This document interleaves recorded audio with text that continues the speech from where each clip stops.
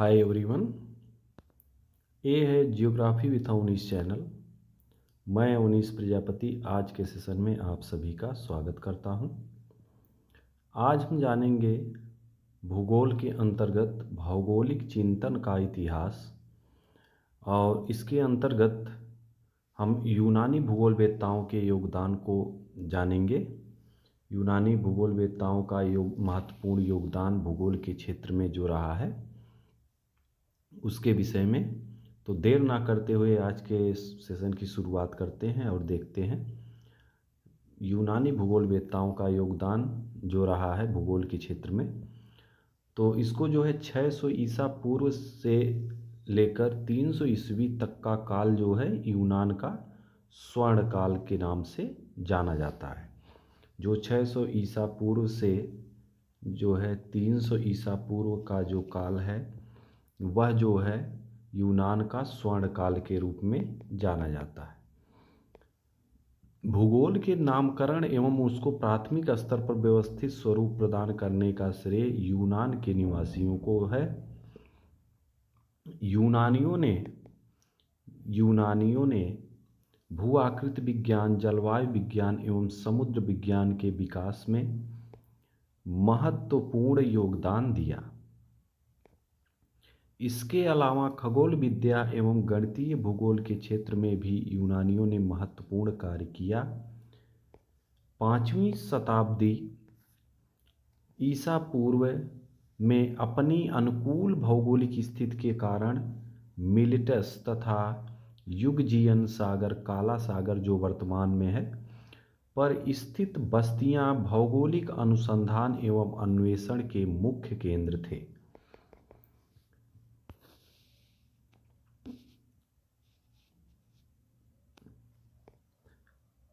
ये सिकंदरिया में संग्रहालय एवं पुस्तकालय की स्थापना से यूनानी विद्वान की प्रकृति, स्थान एवं मनुष्यों के बारे में अधिक से अधिक जानने की प्रेरणा मिली।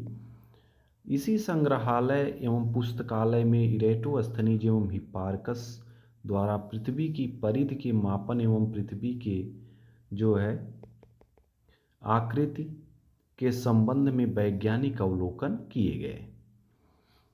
इस काल के यूनानी भूगोलवेत्ताओं में निम्नलिखित प्रमुख हैं।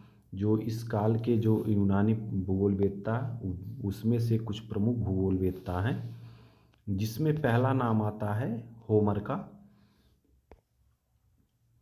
तो होमर ये 900 ईसा पूर्व थे। इन्होंने इलियड एवं ओडिसी नामक 2 महाकाव्यों की रचना की। इन महाकाव्यों में अनेक क्षेत्रों के मनुष्यों एवं जनपदों का भौगोलिक वर्णन जगह जगह पर किया है। इन्होंने इलियड एवं ओडिसी जो 2 इनके महाकाव्य हैं, इनमें जो है इन्होंने अनेक क्षेत्रों के जो मनुष्य थे और जनपद थे उनका जो भौगोलिक वर्णन है जगह जगह पर प्रस्तुत किया है। होमर की यह मान्यता थी कि पृथ्वी का आकार गोल है। होमर का मानना था कि पृथ्वी का आकार गोल है वह चारों ओर सागर सरिता से घिरी हुई है एवं आकाश लंबे लंबे खंभों पर टिका हुआ है।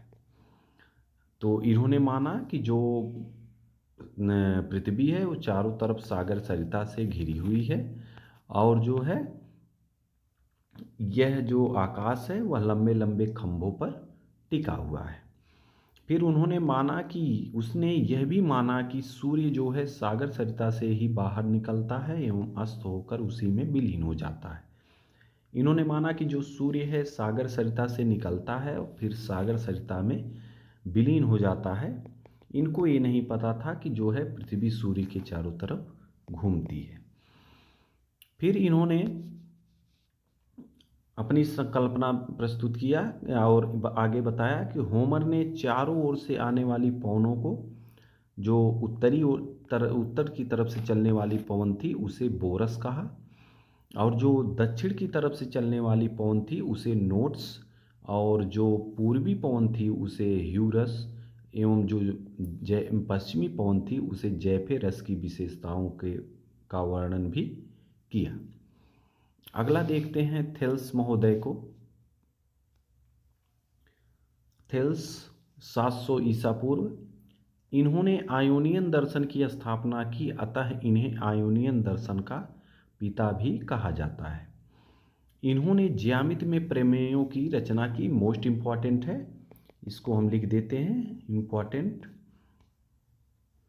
गणित में जो है ज्यामिति में इन्होंने प्रमेयों की रचना की, और वह प्रथम विद्वान था जिसने पृथ्वी को मापने का एवं पृथ्वी के तल पर स्थानों को अंकित करने का प्रयास किया। उसने पृथ्वी को पानी में तैरती हुई तस्तरी के रूप में माना। थेल्स ने गणित भूगोल के क्षेत्र में जो है महत्वपूर्ण योगदान दिया। आगे देखते हैं एनाक्सीमेंडर को। एनाक्सीमेंडर ये 610 से 546 ईसा पूर्व। इन्होंने बेबीलोन के एक यंत्र नोमोन का उपयोग किया। यह यंत्र एक सूर्य घड़ी के समान होता है, जिसकी सहायता से देशांतर निश्चित किया जा सकता है। तो ये नोमोन घड़ी मतलब ऐसे एक डंडे के आकार का था, और सूर्य जब निकलता था तो इसकी छाई लंबी जाती थी, और जब ऊपर सूर्य होता था तो इसकी छाई सबसे छोटी बनती थी, तो वह जो है मध्याह्न का समय होता था। इस प्रकार से जो है दिन का निर्धारण किया जाता था, समय का। वह प्रथम विद्वान था जिसने मापक के आधार पर विश्व का मानचित्र बनाया था। इसके पूर्व सुमेर वासियों ने 2700 ईसा पूर्व में अपने नगरों का चित्रात्मक मानचित्र बनाया था।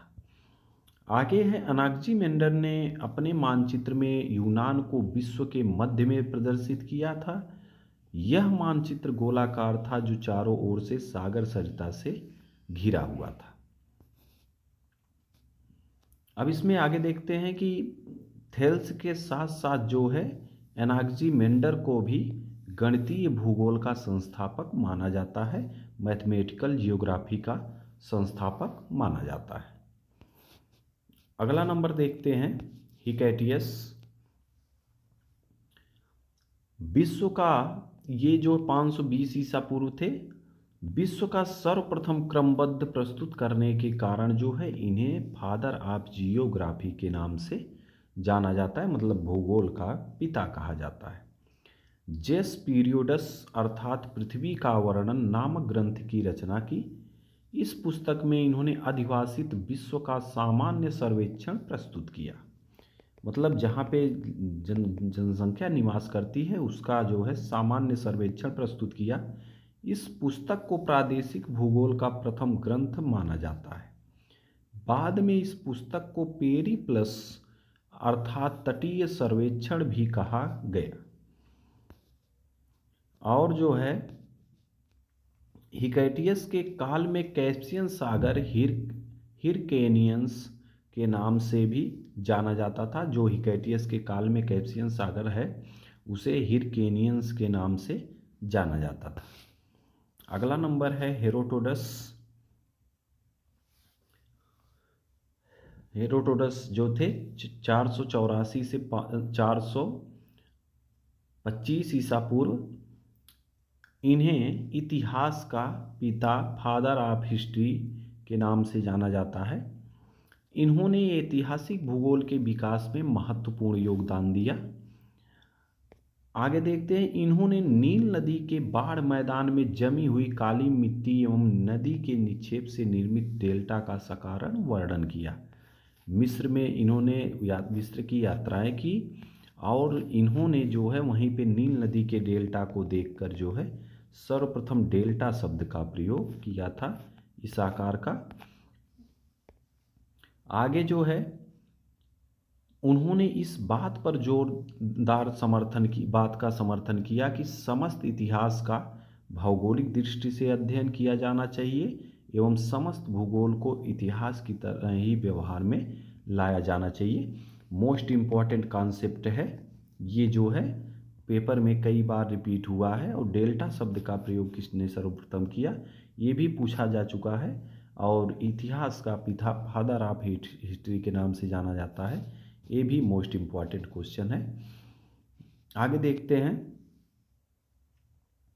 वह प्रथम विद्वान था जो जिसने विश्व मानचित्र पर यामोत्तर खींचने का प्रयास किया, मतलब जो केंद्रीय मध्याह्न है उसको खींचने का प्रथम प्रयास किया किसने, मिडटेरियन को, तो वह जो है हेरोडोटस है। अगला नंबर है, वह प्रथम भूगोलवेत्ता था जिसने कैस्पियन सागर को आंतरिक सागर माना, जबकि हिकैटियस तथा उसके समकालीन भूगोलवेत्ता इसे उत्तरी सागर की भुजा मानते थे। मतलब जो कैस्पियन सागर है उसको जो है आंतरिक सागर माना हेरोडोटस ने, बाकी हिकैटियस एवं उसके समकालीन जो भूगोलवेत्ता थे उसको जो है मानते थे उत्तरी सागर के रूप में। आगे है, इन्होंने तापमान एवं पवन के चलने में सहसंबंध स्थापित किया, मतलब तापमान और पवन के को चलने में इन्होंने सहसंबंध स्थापित किया। विश्व भूखंड को 3 भागों में बांटा महाद्वीपों में, एक यूरोप, दूसरा एशिया, तीसरा लीबिया जो वर्तमान अफ्रीका है में विभाजित करने वाला हेरोडोटस प्रथम विद्वान था। अगला नंबर है, हेरोडोटस के लेखों से यह बात ज्ञात होता है कि उसने इस बात पर जोर दिया था कि किसी भी राष्ट्र को या किन्हीं लोगों को की जीवन शैली को ठीक ढंग से समझने के लिए घटना तथा वातावरण के पारस्परिक संबंधों पर ध्यान देना आवश्यक है, और वास्तव में यही वातावरण की विचारधारा का प्रारंभ है। यहीं से वातावरण की जो है विचारधारा का प्रारंभ होता है। आगे देखते हैं प्लेटो को। ये जो है 428 से 348 ईसा पूर्व थे। उनका यह विचार था कि इस विश्व में प्रत्येक वस्तु पूर्णता को प्राप्त करना चाहती है, अतः उन्होंने यह निष्कर्ष निकाला कि पृथ्वी चपटी नहीं बल्कि यह गोलाकार या वलयाकार रूप में है। आगे देखते हैं, इन्होंने भूकेंद्रीय सिद्धांत पर जोर दिया एवं यह माना कि पृथ्वी आंतरिक केंद्र में है एवं सभी आकाशीय पिंड पृथ्वी की परिक्रमा करते हैं। मतलब जो प्लेटो थे वह जो है पृथ्वी को केंद्र में माना, और इन्होंने माना कि जैसे सूर्य हैं या अन्य ग्रह हैं या पृथ्वी के चारों तरफ घूमते हैं। और ये मान्यता इनको कब तक मिली रही, जब तक कापरनिकस के पूर्व तक इस विचार को मान्यता मिली रही। जो कापरनिकस जब आए तो इनकी मान्यता को समाप्त कर दिया गया या मान्यता इनकी फीकी पड़ गई। और कापरनिकस ने बताया कि जो है सूर्य के चारों तरफ ये लोग चक्कर लगाते हैं जो सभी ग्रह हैं। तो आगे देखते हैं अरस्तु को।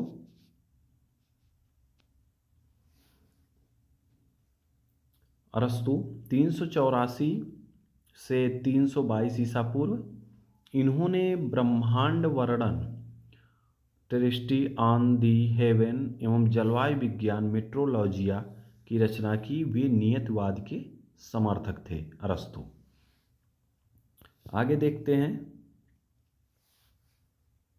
जो है इरेटोस्थनीज को।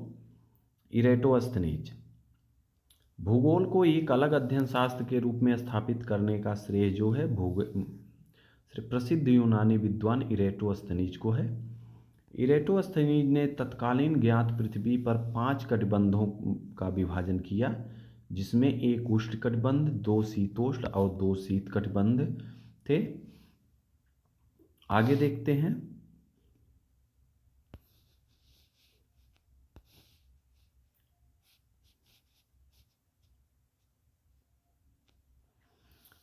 इरेटोस्थनीज जो था वह जो है नील नदी के पश्चिम में निवास करने वाले न्यूबियंस का उल्लेख करने वाला प्रथम विद्वान था। वह प्रथम विद्वान था जिसने देशी यंत्र नोमोन की सहायता से विषुवत रेखा की सही लंबाई ज्ञात की। यह उसका सबसे महत्वपूर्ण योगदान है। उन्होंने यह बताया कि पृथ्वी की परिधि जो है 25,000 मील है। वस्तुतः ध्रुवों से होकर पृथ्वी की परिधि 25,860 मील है। उनके द्वारा लिखी गई पुस्तक में वास योग्य हैबिटेबल विश्व को एक्यूमेन कहा गया। उन्होंने पृथ्वी से सूर्य एवं चंद्रमा की दूरी को भी मापने का प्रयास किया।